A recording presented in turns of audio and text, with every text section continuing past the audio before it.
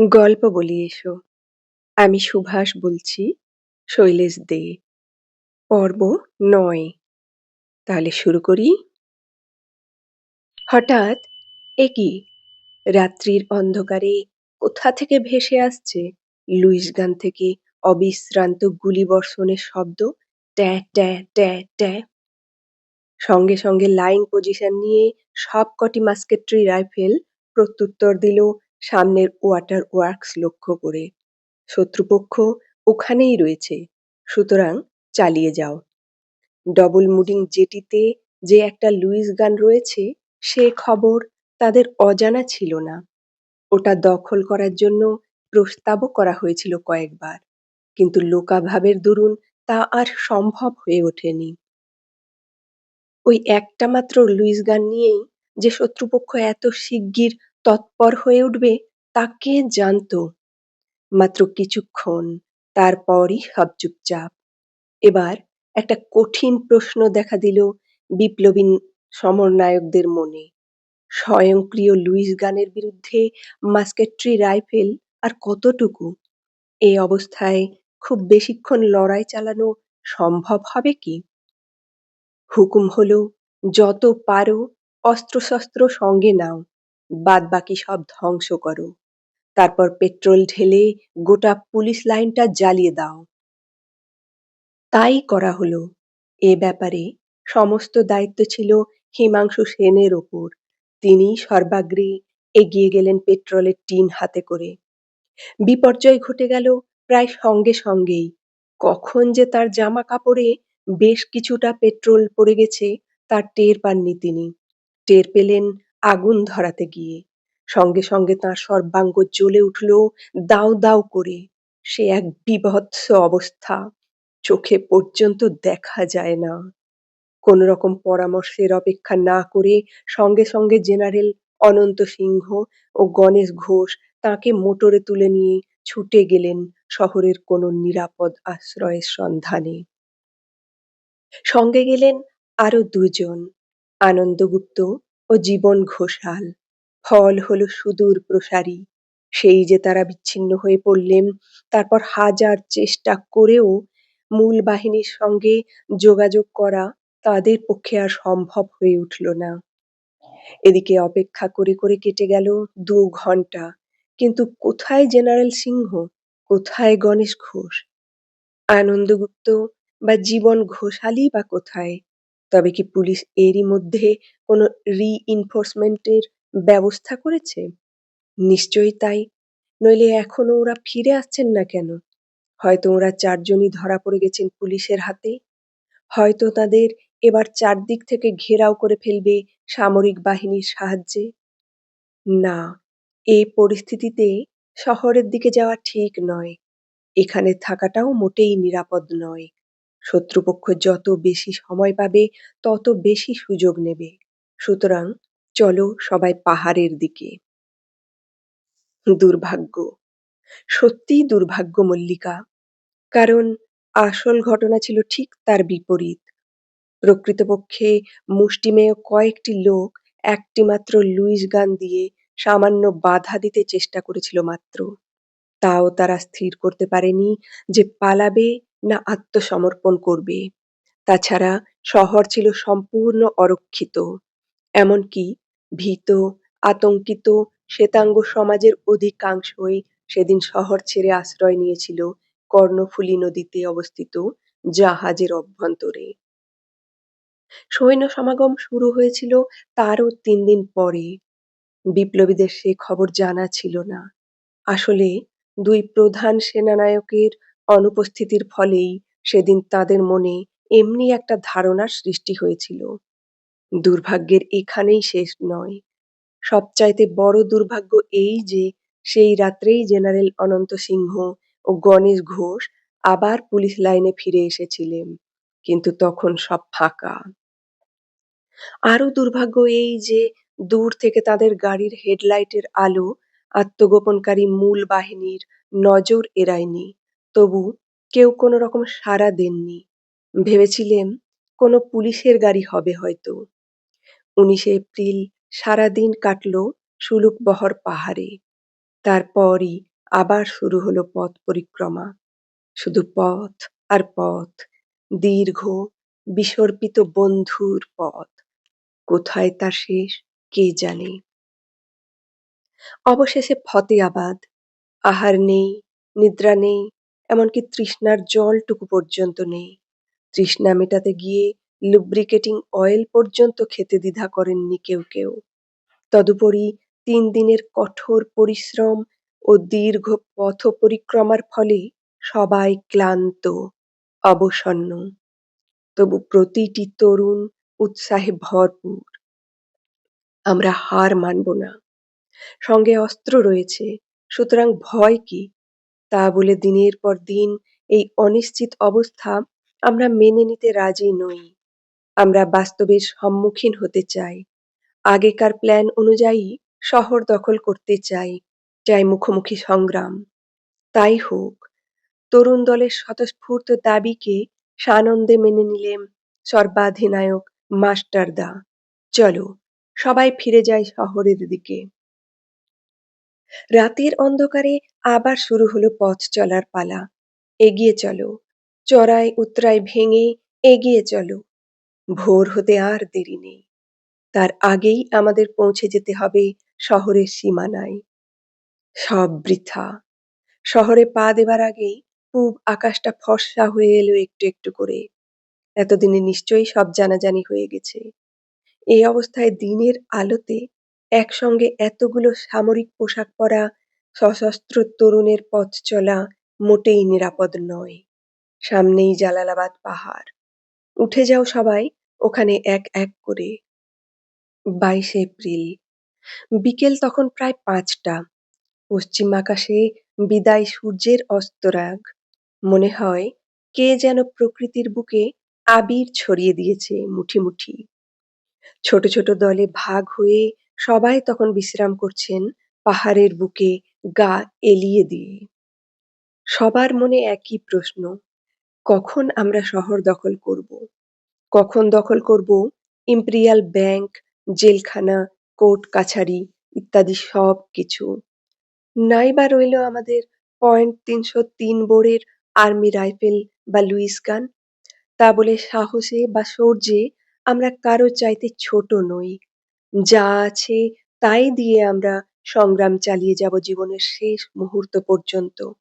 কিছুতেই হার মানব না, কোনো মতেই না। এক দলে গোল হয়ে বসেছেন সুরেশ দেব, বিনোদ চৌধুরী, জিতেন্দ্র দাশগুপ্ত আর শম্ভু দস্তিদার। অন্য দলে রয়েছেন কৃষ্ণ চৌধুরী, বিনোদ বিহারী দত্ত, সরোজ গুহ, কালী দে, মধুসূদন দত্ত, ননী দেব আর মলিন ঘোষ। একটু দূরে ক্ষীরোদ ব্যানার্জি, হেমেন্দু দস্তিদার, কালী চক্রবর্তী, অর্ধেন্দু দস্তিদার আর রণধীর দাশগুপ্ত। খানিকটা নিচে সহায়রাম দাস, মতি কানুনগো, বিধু ভট্টাচার্য, নারায়ণ সেন আর পুলিন বিকাশ ঘোষ। বেশ খানিকটা দূরে বসেছেন মহেন্দ্র চৌধুরী, নির্মল লালা, বীরেন্দ্র দে, বিজয় সেন আর নিতাইপদ ঘোষ। অন্য এক জায়গায় অশ্বিনী চৌধুরী, বনবিহারী দত্ত, শশাঙ্ক দত্ত আর সুবোধ বল। আর রয়েছেন ফণীন্দ্র নন্দী, হরিপদ মহাজন, ভবতোষ ভট্টাচার্য, সুধাংশু বোস আর সুবোধ চৌধুরী। রয়েছেন ব্রিগেডিয়ার ত্রিপুরা সেন, মনোরঞ্জন সেন, দেবপ্রসাদ গুপ্ত, হরি বল টেগরা, রজত সেন আর স্বদেশ রায়। এই স্বদেশ রায়, যিনি দলীয় সদস্য না হয়েও পুলিশ লাইন আক্রমণকালে অযাচিতভাবে এসে যোগ দিয়েছিলেন সবার সঙ্গে।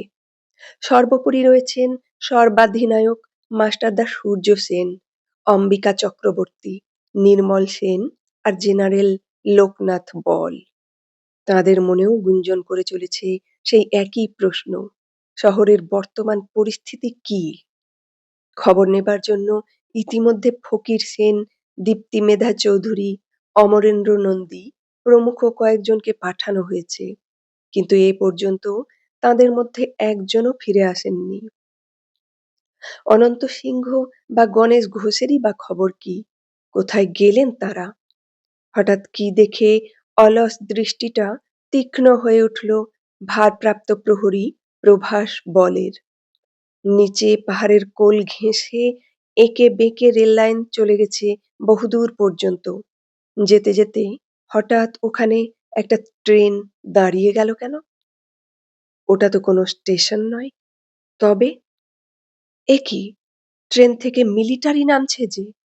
অসংখ্য মিলিটারি। দেখতে দেখতে একটা চাপা চঞ্চলতা ছড়িয়ে পড়ল এখানে ওখানে সর্বত্র। Military, military, military. ওই যে গাড়ি থেকে নেমে এদিকেই সব এগিয়ে আসছে একটু একটু করে। প্রস্তুত হও, সংগ্রাম আসন্ন। সংগ্রাম সাম্রাজ্যবাদী সামরিক শক্তির বিরুদ্ধে, দুর্জয় বিপ্লবী শক্তির। দেখা যাক আজকের এই ঐতিহাসিক সংগ্রামে কে হারে, কেই বা জেতে। শোনো লোকনাথ, আদেশ দিলেন মাস্টারদা সূর্য সেন, সংগ্রাম আসন্ন। এই সংগ্রামে তোমাকেই আমি আজ সর্বাধিনায়কের পদে বরণ করলাম। তুমিই আজ সবাইকে নির্দেশ দাও। তাই হবে, সসম্ভ্রমে জবাব দিলেন জেনারেল বল। আশীর্বাদ করুন আমি যেন আপনার দেওয়া এ সম্মানের যোগ্য হতে পারি। Get ready. সব নিজ নিজ সেকশনে গিয়ে লাইন পজিশনে নাও। মনে রেখো, জয় আমাদের অনিবার্য। আমরা বিপ্লবী। সাম্রাজ্যবাদী শক্তির কাছে আমরা কোনোদিনও মাথা নোয়াইনি, আজও নোয়াবো না। যে কোনো মূল্যে হোক, জয়ী আমরা হবই। সবাই পজিশন নিল নিজ নিজ সেকশনে ফিরে গিয়ে। গুরু নির্মল সেন, প্রথম শ্রেণীর নেতা অম্বিকা চক্রবর্তী, এমনকি রিপাবলিকান আর্মির সর্বাধিনায়ক স্বয়ং মাস্টারদা পর্যন্ত তার ব্যতিক্রম নন। সংগ্রাম আসন্ন। লোকনাথই সেই সংগ্রামের সর্বাধিনায়ক। তাঁর আদেশ এখন তিনি মেনে নিতে বাধ্য। এইখানেই তার বিশেষত্ব।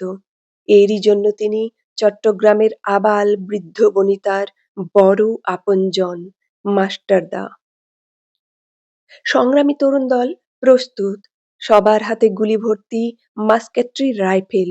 সবাই নিঃশ্বাস বন্ধ করে আছেন আদেশের প্রতীক্ষায়। ওই যে ওরা সঙ্গী নুচিয়ে ক্রমশই ওপরে উঠে আসছে পাহাড়ের গা বেয়ে বেয়ে। ওই যে ওরা এসে পড়েছে ধানক্ষেত সংলগ্ন খোলা জমিটার মাঝখানে। আর ওদের এগুতে দেওয়া উচিত নয়। এই সুযোগ। কখন জেনারেল বল আদেশ দেবেন, কখন? প্রায় সঙ্গে সঙ্গেই জেনারেল বলের বজ্র হুঙ্কার শোনা গেল। হল্ট!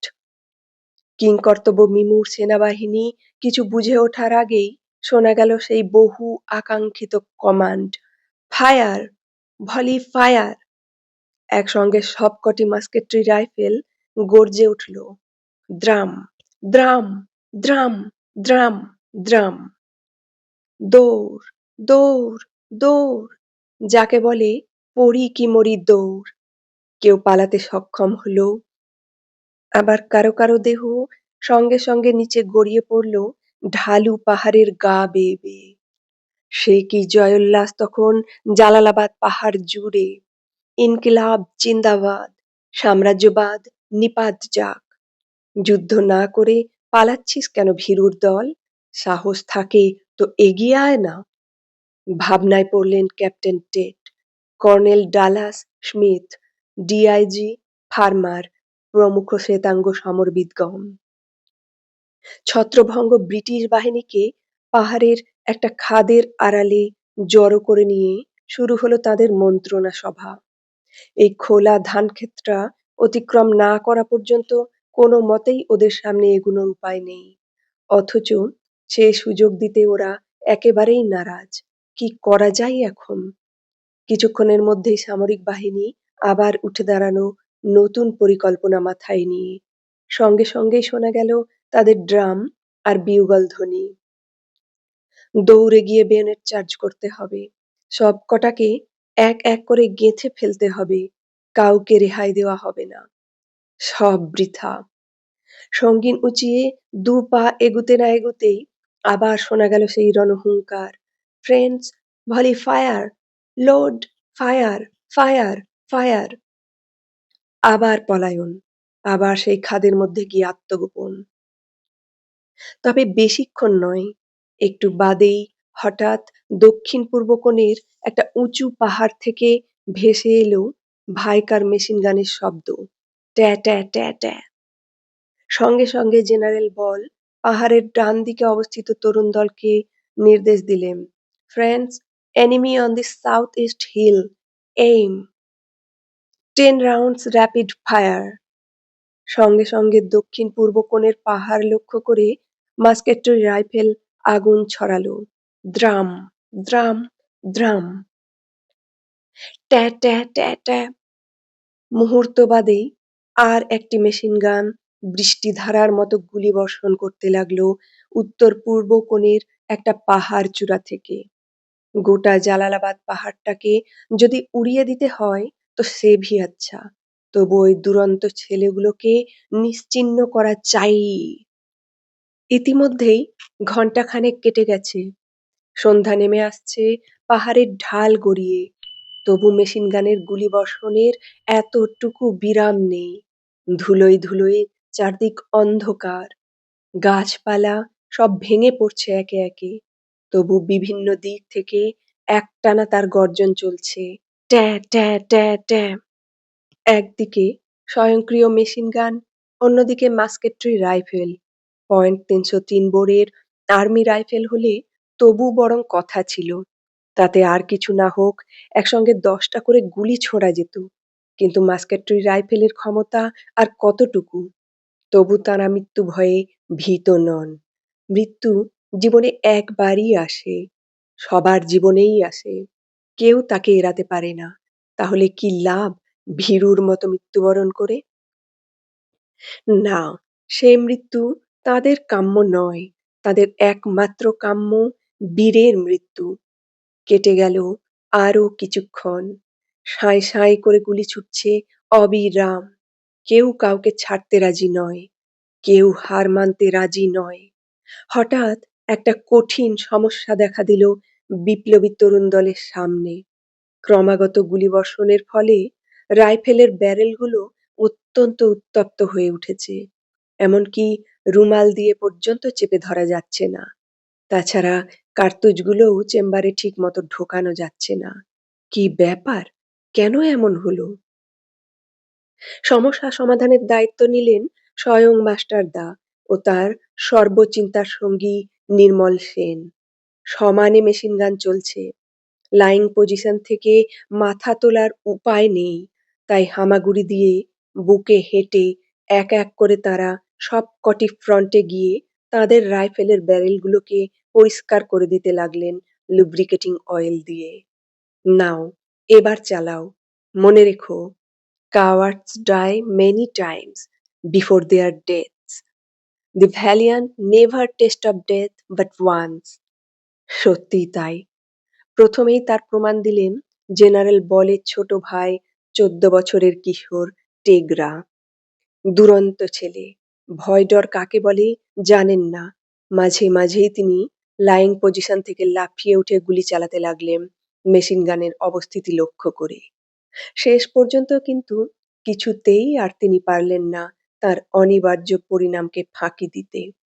হঠাৎ এক ঝাঁক গুলি এসে নিমেষেই তার গোটা দেহটাকে দিল ঝাঁঝরা করে। যাবার আগে শুধু একটি মাত্র কথায় তিনি বলে গেলেন শেষবারের মতো জেনারেল বলকে উদ্দেশ্য করে, "সোনা ভাই, আমি চললাম, তোমরা কিন্তু থেমো না, চালিয়ে যাও।" বিপ্লবী জীবন অতি কঠোর, তুচ্ছ হৃদয়বৃত্তির সেখানে কোনো স্থান নেই। প্রমাণ জেনারেল বলের সেদিনের সেই ঐতিহাসিক উক্তি। মৃত্যুপথযাত্রী ছোট ভাইয়ের শেষ কথার জবাবে সেদিন তিনি কি বলেছিলেন জানো মল্লিকা? বলেছিলেন, "কে সোনা ভাই? যুদ্ধক্ষেত্রে সোনাবাই বলে কেউ নেই। আমরা সৈনিক। আমাদের একমাত্র কর্তব্য do or die, do or die." নতুন করে শপথ নিলেন প্রতিটি বিপ্লবী তরুণ। জালালাবাদ যুদ্ধের প্রথম শহীদ টেগরাকে আমরা ভুলব না। তার এই মৃত্যুর প্রতিশোধ আমরা নেবই, ডু অর ডাই। ট্যা ট্যা ট্যা ট্যা। সঙ্গে সঙ্গে দক্ষিণ পূর্ব কোণের পাহাড় চূড়া থেকে আরো একটা ভাইকার মেশিন গান গর্জে উঠল নতুন করে। এবার ঢলে পড়লেন ব্রিগেডিয়ার ত্রিপুরা সেন। একটু পরেই দলের সর্বকনিষ্ঠ সৈনিক নির্মল লালা। তারপরেই বিধু ভট্টাচার্য, হাস্যরসিক বিধু ভট্টাচার্য। সারা জীবন তিনি সবাইকে হাসিয়ে গেছেন, যাবার সময়ও তার ব্যতিক্রম দেখা গেল না। হাসতে হাসতেই তিনি তার অভিন্ন হৃদয় বন্ধু নরেশ রায়কে লক্ষ্য করে বলে গেলেন, এবার তুই আয়, আমি তোকে রিসিভ করব। বন্ধু বিচ্ছেদ বেশিক্ষণ আর সহ্য করতে হলো না নরেশ রায়কে। দেখতে দেখতে তিনিও এক সময়ে বিদায় নিলেন নিজের কর্তব্য শেষ করে। এবার পড়ে গেলেন বিনোদ বিহারী দত্ত। তবু বিশ্রাম নেই, তবু ক্লান্তি নেই। গুরুতরভাবে আহত হওয়া সত্ত্বেও তিনি মাস্কেট্রি থেকে সমানে ফায়ার করতে লাগলেন। দ্রাম দ্রাম দ্রাম। সংগ্রামী সৈনিকের ধর্ম, সেখানে বিশ্রামের অবকাশ কোথায়? পরবর্তী পালা অর্ধেন্দু দস্তিদারের। নতুন বেপরোয়া দুরন্ত যুবক। মাত্র কিছুদিন আগে তিনি গুরুতরভাবে আহত হয়েছিলেন নিজের তৈরি বোমা বিস্ফোরণের ফলে। ভালো করে ঘা পর্যন্ত শুকোয়নি, তবু সারা গায়ে ব্যান্ডেজ নিয়ে তিনি চলে এসেছেন স্বাধীনতা সংগ্রামের এই গুরুত্বপূর্ণ অধ্যায়ে নিজের ভূমিকা পালন করতে। তোমরা যেখানে মৃত্যুর সঙ্গে পাঞ্জা কষতে চলেছ, সেখানে আমি কি করে পিছিয়ে থাকবো বলো? না, তা হয় না। আমিও থাকবো তোমাদের সঙ্গে। তারপর একে একে গেলেন শশাঙ্ক দত্ত ও মধুসূদন দত্ত। এমন ভাবে তাঁদের দেহ ছিন্ন বিচ্ছিন্ন হয়ে গেল যে দেখে আর চেনার কোনো উপায় রইল না। পরবর্তী পালা যুব বিদ্রোহের অন্যতম প্রধান নায়ক অম্বিকা চক্রবর্তীর। দেখতে দেখতে রক্তে রক্তে ঢেকে গেল তার নাক, মুখ, চোখ, কান, সবকিছু। শুধু রক্ত আর রক্ত। সব শেষে গেলেন মতি কাননগো, পুলিন বিকাশ ঘোষ, জিতেন্দ্র দাশগুপ্ত আর প্রভাস বল।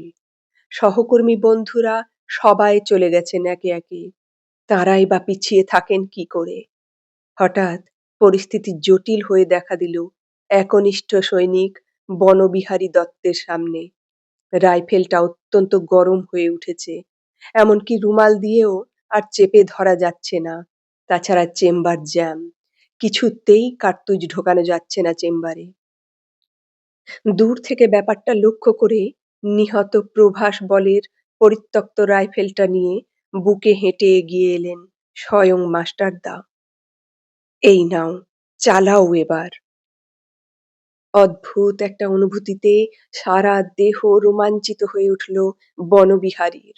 মাস্টারদা, মাস্টারদা, মাস্টারদা। যুব বিদ্রোহের সর্বাধিনায়ক মাস্টারদা। নিজের হাতে তিনি রাইফেল তুলে দিয়েছেন তার হাতে। এত বড় গৌরব তিনি রাখবেন কোথায়? কিন্তু না, হলো না। এটারও সেই একই অবস্থা, চেম্বার জ্যাম। কিছুতেই কার্তুজ ঢোকানো যাচ্ছে না চেম্বারে। একটু লুব্রিকেটিং অয়েল না হলেই নয়। হঠাৎ কি দেখে চোখ দুটো ধকধক করে জ্বলে উঠল বনবিহারীর। না, দরকার নেই। এই তো প্রভাস বলের তাজা রক্ত মাখামাখি হয়ে আছে রাইফেলটার গায়ে। শহীদের এই রক্ত দিয়েই লুব্রিকেটিং অয়েলের কাজটা চালানো যাবে কিছুক্ষণের জন্য। কাজেও তাই করলেন বনবিহারী। রক্ত দিয়ে চেম্বার পরিষ্কার করে নিয়ে পরক্ষণেই আবার তিনি আগুন ছাড়তে শুরু করলেন নতুন উৎসাহে। দ্রাম দ্রাম দ্রাম। এবার রুষ্ট বাঘের মতো গর্জন করে উঠলেন general Loknath Bal. Fire until the enemy machine gun is completely silenced. ওই মেশিন গানকে স্তব্ধ করতেই হবে। এক টানা চালিয়ে যাও, কেউ থেমো না। Do or die. শুরু হলো তীব্র পাল্টা আক্রমণ। শুধু দ্রাম দ্রাম দ্রাম, কটাক দ্রাম। যে করে হোক, যে কোনো মূল্য দিয়ে হোক, ওই মেশিন গানকে স্তব্ধ করতেই হবে। আমরা মরব, তবু ওই সাম্রাজ্যবাদী শক্তির কাছে মাথা নোয়াবো না, কিছুতেই না। সত্যিই তাই হলো। শেষ পর্যন্ত মেশিন গানকেই সেদিন হার মানতে হলো তুচ্ছ মাস্কেট্রি রাইফেলের প্রচণ্ডতার কাছে। মানতে বাধ্য, কারণ ভাড়াটে সৈনিক আর সংগ্রামী তরুণ দলের মনোবল এক নয়, কোনোদিনও তা হতে পারে না। ওরা দুর্বার, দুর্জয়, মৃত্যুঞ্জয়ী। অন্ধকার ঘনিয়ে এসেছে, এই সুযোগে মৃত্যু ভয়হীন বেপরোয়া ছেলেগুলো যে কখন মরিয়া হয়ে তাদের ওপর ঝাঁপিয়ে পড়বে কে জানে। তার চাইতে মানে মানে পৃষ্ঠপ্রদর্শন করাই সব দিক থেকে নিরাপদ। অন্ধকার, দেখতে দেখতে রাত্রির ঘন অন্ধকার নেমে এলো জালালাবাদ পাহাড়ের বুকে। সবাই ক্লান্ত, সবাই অবসন্ন। যুদ্ধে তাদের জয় হয়েছে, তবু সবার মনে বয়ে চলেছে একটা চাপা বিষাদের সুর। সহকর্মীদের মধ্যে অনেকেই বিদায় নিয়েছেন একে একে, আর কোনোদিনও তারা ফিরে আসবেন না, কোনোদিনও তাদের সাড়া মিলবে না। তা বলে থেমে গেলে চলবে না, সংগ্রাম চালিয়ে যেতে হবে জীবনের শেষ মুহূর্ত পর্যন্ত। বিপ্লব কোনোদিনও থামতে জানে না, এগিয়ে চলাই তার সহজাত ধর্ম। কিন্তু আর জালালাবাদ নয়। আজ শত্রুপক্ষ ফিরে গেলেও কাল যে আবার অধিকতর শক্তি নিয়ে ফিরে আসবে তা বলাই বাহুল্য। সুতরাং এখানে থাকা আর কোনো মতেই উচিত হবে না। শুরু হলো নিহত বীর সেনানীদের গার্ড অফ অনার দেবার পালা। সব কটি দেহকে সারিবদ্ধভাবে সাজিয়ে হঠাৎ এক সময়ে জেনারেল বল হাঁক দিলেন, comrades in close column of groups in single rank fall in. খট খট খট খট। সঙ্গে সঙ্গে সবাই শ্রেণীবদ্ধভাবে পজিশন নিলেন, রাইফেলের নল নিচু করে। তারপরই একসঙ্গে সবাই মৃত সহকর্মীদের বিপ্লবী অভিনন্দন জানালেন গোটা জালালাবাদ পাহাড় কাঁপিয়ে। চট্টগ্রাম যুব বিদ্রোহ জিন্দাবাদ, বিপ্লব দীর্ঘজীবী হোক। বিদায় বন্ধুগণ, বিদায়। তোমাদের কথা আমরা কোনো দিনও ভুলব না। স্বাধীনতা সংগ্রামের ইতিহাসে তোমাদের এই নিঃশেষ আত্মবিসর্জনের কথা সোনার অক্ষরে লেখা থাকবে চিরকাল। শুরু হলো পথ পরিক্রমা, শুধু চড়াই উতরাই ভেঙে এগিয়ে যাবার পালা। চারদিকে ঘুটঘুটে অন্ধকার, দুহাত দূরের জিনিসও স্পষ্ট দেখা যায় না। এই অন্ধকারে পথ চলতে গিয়ে কখন যে জেনারেল বল কয়েকজন সঙ্গী সহ মূল দল থেকে বিচ্ছিন্ন হয়ে পড়লেন তার টেরও পাওয়া গেল না। এই প্রসঙ্গে প্রবীণ বিপ্লবী শ্রদ্ধেয় চারু বিকাশ দত্তের লেখা থেকে কয়েকটি লাইন এখানে তুলে ধরছি। আবার নিরুদ্দেশ যাত্রা শুরু হইল। পশ্চাতে পরম প্রিয়গণের সব দেহ, সম্মুখে অন্ধকার গহন পথ, হৃদয় টানে পিছনে, কর্তব্যের আহ্বান টানে সম্মুখে। তৃষ্ণায় ছাতি ফাটিয়া যাইবার উপক্রম। রণক্লান্ত দেহটিকে যেন প্রত্যেকে অতি কষ্টে টানিয়া নামাইয়া লইতেছে। ভারী যুদ্ধ উপকরণ সমূহ দেহের আর পাঁচটা অংশের মতোই অপরিহার্য। ইহার উপর রহিয়াছে বিনোদ চৌধুরী ও বিনোদ দত্তের আহত দেহ স্কন্ধে তুলিয়া অবতরণ করিবার আর এক দুঃসাধ্য ব্যাপার। পাহাড়ের উচ্চাংশ হইতে খানিকটা অবতরণ করিয়াই আর পথ নাই। তাহার পরেই খাড়া পাহাড়, আবার সমতল। আর ফিরিবার উপায় নাই, নূতন পথ অনুসন্ধানের সময় নাই। চক্ষু বুজিয়া লম্ফ প্রদান করা ছাড়া গত্যন্তর নাই। অনুচ্চ কণ্ঠে পশ্চাৎ হইতে লোকনাথ বলিল, ভয় নাই, লাফিয়ে পড়ো। ঘুটঘুটে অন্ধকার, কোলের কাছের মানুষটিকেও চেনা যায় না। অগত্যা ক্ষুদ্র ক্ষুদ্র দলের ৪-৫ জন একসঙ্গে লাফ দিয়া নিচে পড়িতে লাগিল। ইহারা সকলেই তখন মিনিট কয়েক দাঁড়াইল। কোন দিকে যাইবে ইহাই এখন আশু প্রশ্ন। কথাবার্তা ফিস ফিস করিয়া বলিবার চেষ্টা করিয়াও বলা হয় না। কণ্ঠনালী যেন শুষ্ক ও রুদ্ধ। কয়েক ঘণ্টার গোলাগুলির আওয়াজে কানেও তালা লাগিয়াছে। ৫-৭ মিনিটের ব্যবধান। অগ্রগামী লোকনাথ বল ও তাহার সঙ্গীরা অন্ধকারে অদৃশ্য হইয়া গেলেন। পরবর্তী দলে সূর্যসেন সহ আরও কতিপয় সমতলের পথ ধরিয়াই অগ্রসর হইয়া চলিলেন। এই সময় মাস্টারদা প্রশ্ন করিলেন, লোকনাথরা কোন পথে গেল? লোকনাথদের কোনো সন্ধান মিলিল না। আবার পথ চলা শুরু হইল। দুর্গম হইতে দুর্গমে আবার যাত্রা শুরু হইল। ঠিক পশ্চাতেই নেতা সূর্য সেন ও অন্যতম প্রধান নায়ক নির্মল সেন হাত ধরাধরি করিয়া চলিয়াছেন। নিজের বলিষ্ঠ দেহের উপর অপেক্ষাকৃত কৃশ ও শীর্ণ মাস্টারদার লঘুভার লইয়া পথ চলায় নির্মলের উদ্দেশ্য। দলের প্রতিটি ব্যক্তির সুখ সুবিধা, যোগ্যতা অযোগ্যতা, অন্তরের আশা আকাঙ্ক্ষা, বেদনা ও অনুভূতির সঙ্গে এক গভীর আত্মিক যোগ এই মানুষটিরই ছিল। সবার অগোচরে, সবার মনের চাওয়ার মতো প্রিয় কাজ করিবার প্রেরণাই যেন নির্মলচন্দ্রের জীবন ধর্ম। এই জন্যই দলের মধ্যে সর্বাধিক স্নেহময়, প্রেমময়, সবারই আপন এই আপন ভোলা নির্মলদা। এই প্রাণময় মানুষটি মাস্টারদার ক্লান্ত দেহটিকেও কৌশলে বহিয়া চলিয়াছেন। সারা রাত্রি ধরিয়া পথ চলিয়া রাত্রি ভোর হইল, পথ শেষ হইল না।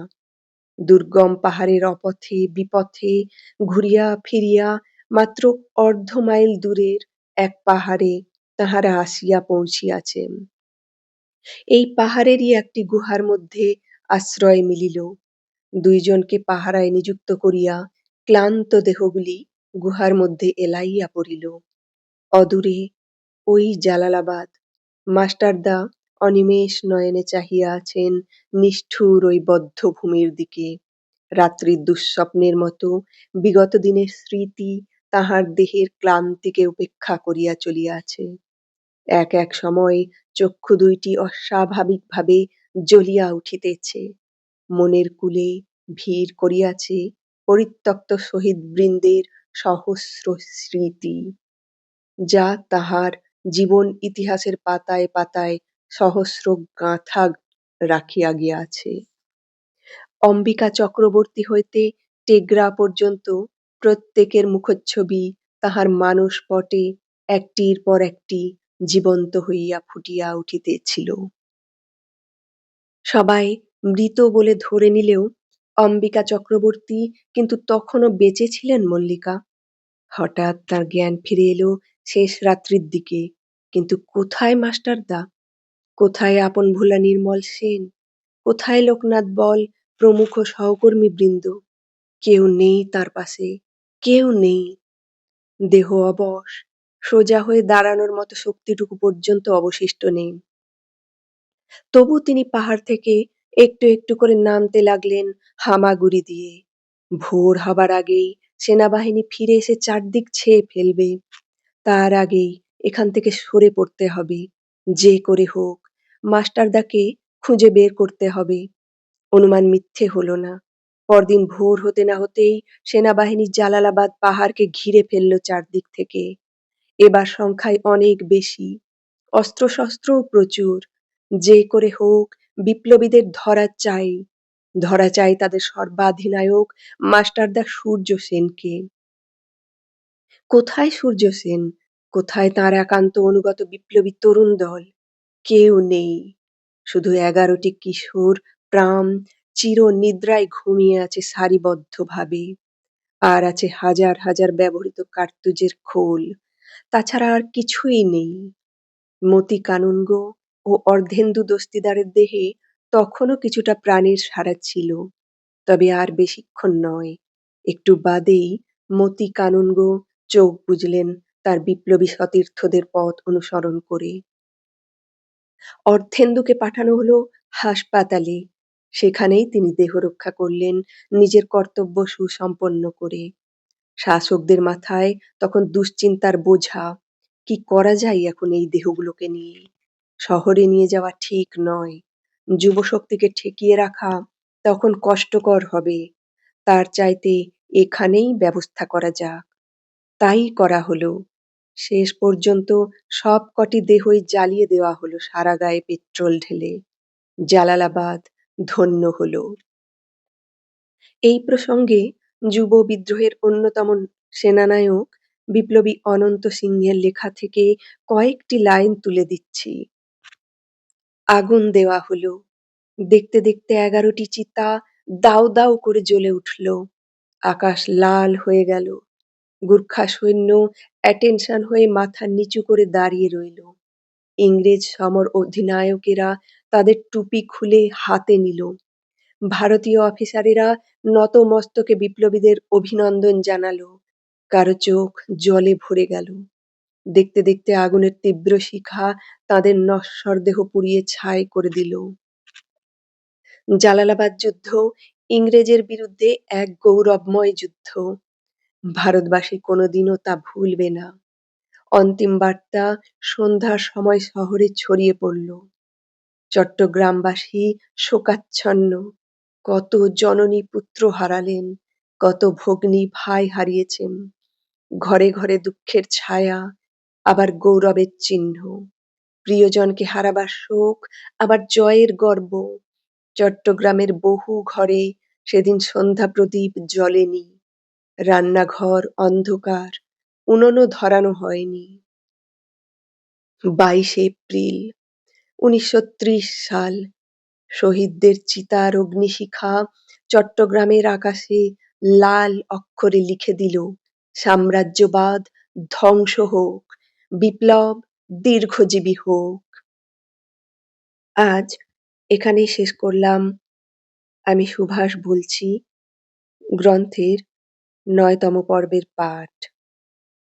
কি ভীষণ রকম অবিশ্বাস্য লাগছে, তাই না? অথচ এই সবই কিন্তু সত্য ঘটনা। এক বর্ণ মিথ্যে বা বাড়িয়ে বলা নয়। তোমাদের কি মতামত, তোমাদের কেমন লাগছে অবশ্যই কমেন্টে জানিও। আজ আসি, এরপর হাজির হব আরো একটি নতুন পর্ব নিয়ে। তৈরি থেকো, সাথে থেকো।